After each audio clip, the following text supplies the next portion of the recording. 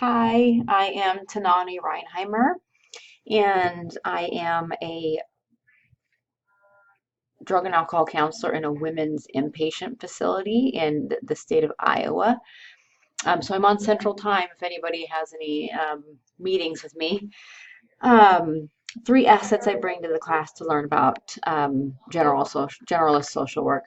I think for one, um, I'm well trained in motivational interviewing, so if anybody needs any help with that, I'm really highly trained in drug and alcohol, substance use disorder. I've been in this field for quite a while as a counselor, um, and I'm really well versed at working with inpatient, high mental health need patients. Um, so I think that's a big part of the social work field and learning how to deal with patients and on a different level. And I think I could bring that to the class if anybody has any questions. And um, I think this is my first year at Widener, so I'm just right a third of the way through.